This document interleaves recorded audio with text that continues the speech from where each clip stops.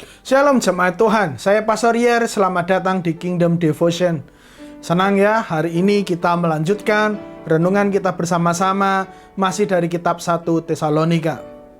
Hari ini renungan saya beri judul Hidup Kudus atau hidup dalam kekudusannya Allah.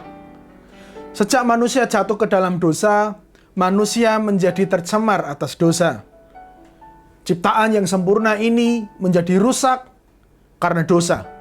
Manusia cenderung lebih nyaman melakukan hal-hal yang salah, hal-hal yang kotor, hal-hal yang cemar karena dosa.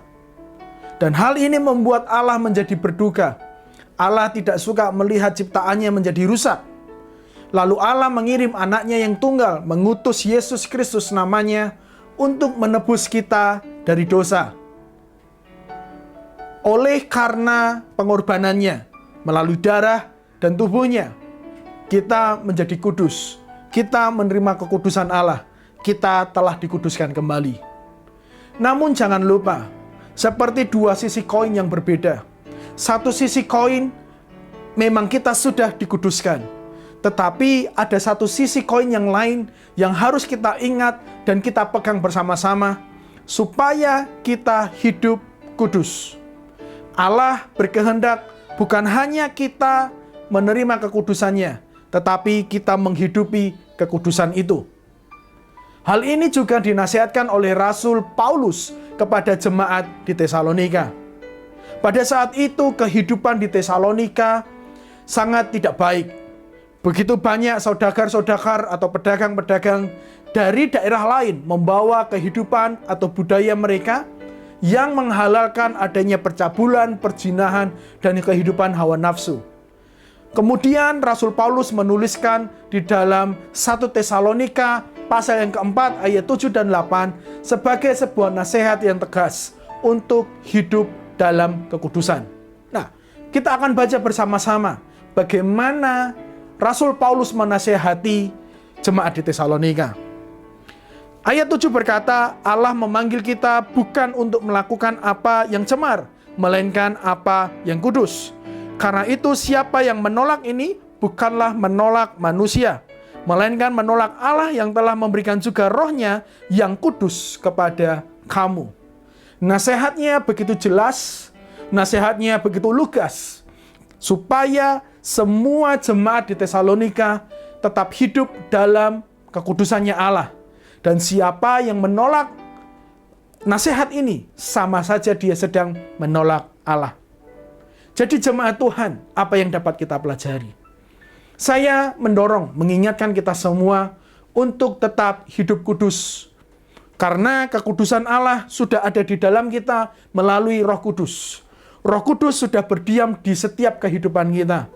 Maka kita telah menjadi kudus dan kita harus tetap hidup menjaga kekudusan itu. Jagalah kekudusan dalam pernikahanmu. Sebagai suami dan istri, engkau harus menjaga kekudusan pernikahanmu. Jagalah kekudusanmu dalam hubungan dengan sesama, terkhusus kepada mereka yang lawan jenis. Jagalah kekudusanmu dalam pekerjaan. Jagalah kekudusanmu dalam pikiran, hati, dan tindakanmu. Dalam ucapan kita semua juga tetap harus dalam kekudusannya Allah. Kalau kita pelajari kata kudus, bahasa aslinya itu mengandung makna kita dipisahkan atau dikhususkan. Apa maksudnya Pak Yer? Kita telah dikhususkan untuk kemuliaan Allah. Kita telah dipisahkan dari dosa, kita telah dipisahkan dari mereka yang tidak percaya kepadanya untuk membawa kemuliaan Allah di muka bumi. Jadi ketika kita hidup dalam kekudusan Allah, kita sedang menyenangkan hati Allah. Ketika kita hidup dalam kekudusan Allah, kita tidak lagi memuaskan hawa nafsu daging kita, tetapi pekerjaan Allah yang akan dipermuliakan. Saya akan tutup dengan satu ayat untuk mengingatkan kita semua dari sudut pandang lain supaya kita tetap hidup kudus. 1 Petrus pasal yang pertama ayat 14 sampai 16. Hiduplah sebagai anak-anak yang taat dan jangan turuti hawa nafsu yang menguasai kamu pada waktu kebodohanmu. Tetapi hendaklah kamu menjadi kudus di dalam seluruh hidupmu, sama seperti Dia yang kudus telah memanggil kamu. Sebab ada tertulis, kuduslah kamu, sebab aku kudus. Sebagaimana Allah adalah kudus, maka kita juga harus hidup kudus. Mari kita berdoa. Terima kasih ya Tuhan buat firman-Mu, kami belajar hari ini. Kami diingatkan untuk hidup kudus, menjaga kekudusan-Mu.